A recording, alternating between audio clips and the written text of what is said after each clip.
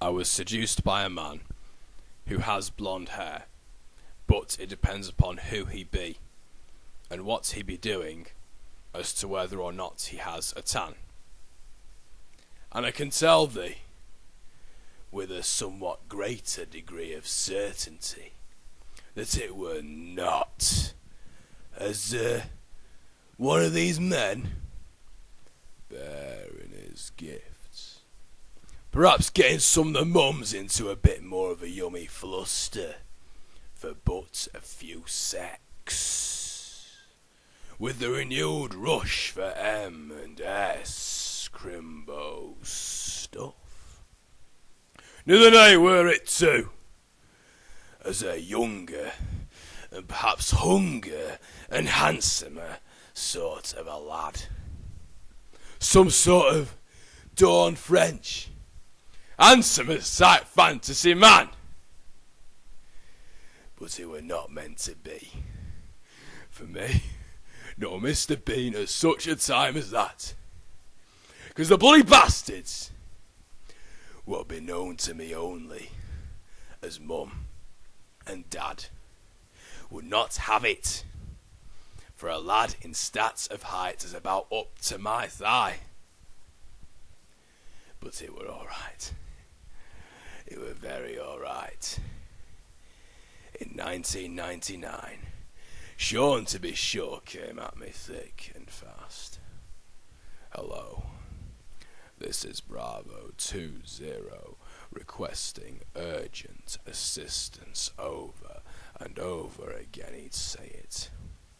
And I knew that this must be the long-awaited and prophesied coming of the king of the fit lads, who should make it slightly more likely that I too could succumb. However, bum, blinga-ringa-lee it might be tasked to be as released, to become a future fitter dad, dancing crappily and shabbily, indefinitely to the death. So I'd start sexing myself up, trying to get a bit more buff, training to join the SAS, when really I should have been training to be a better essayist, as I say. I'd start touching myself up and down. Itchy Gucci, you ya ya. But if anyone was to lick that, they might well be very sick, all over the tip and the top of my coccyx, because this was around the time that I was first sprouting hairs around my anus, and ever since then such a mucky tuft has grown more heinous, so that should not appeal to lusts. Which brings me on to the next topic of Bill Hicks clips, which I stumbled upon in 2013, whereby in between all the compliments and encouragement of arse licking with Goat Boy, like that sort of thing, and how the arse would taste nice if he licked it, and encouraging that way, it turned out, and I don't know, it might have been being sarcastic about that, Bill Hicks, I don't know. It turned out that the man with the golden Kalashnikov and massive fancy car collection had been good friends with us not too long before the dramatised events in Bravo 20. And in much the same way that we are now, as in us and Uzzisists and UKists and USists, are good friends, goods and serving friends with House of Sound to encourage sound, eke, harmonic policy and growth. And there was this archive footage mucking up the irreverent reverie in a pleasancy. Saddam Hussein says that this will be the mother of all battles. Oh, and this will not be another Vietnam. So in order to cheer myself up from such horrible stuff, I would like perhaps just imagine Sean Bean as king of the fit lads, sat in the middle of a beehive type situation, misbehaving himself with all the other fit lads.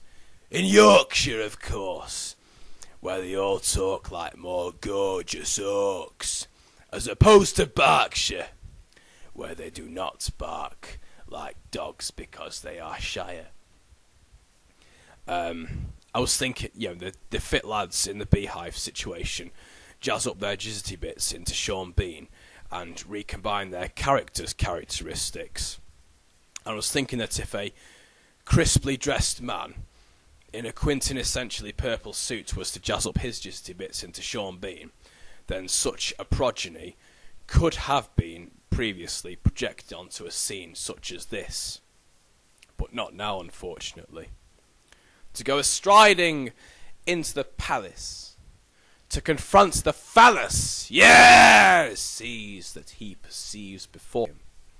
And with a cape and a quiff in his hair, he quips out his hand, for it is in demand.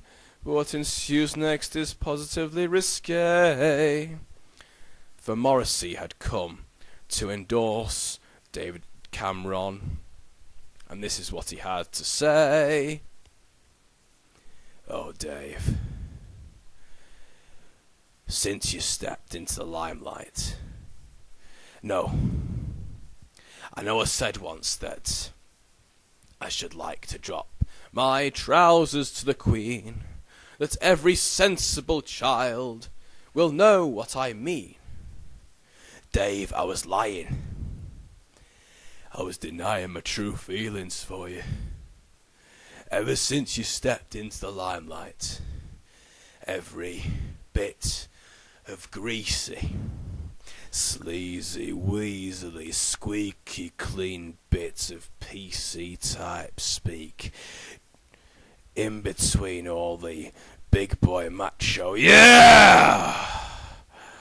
I have to state it slushes and mushes up my guts to uncontainable levels of sluttiness. And I just feel this urge to thrust up your mug into my rump. All the better for you to feel the lovely warm guff of sunflower seeds shining out of my behind. But these are not just any old sunflower seeds, I must concede. These are the organicest, veganistest, freshest, fermented, for-governmented sunflower seeds that you could ever have dreamed of breathing up and in, rather like a more hard-working, family-friendly version of the human centipede. And IDS was getting in his ideas above his station at such a scene as that, coughing up his greasy, creamy, cheesy seeds all over the smooth leather green passenger seats.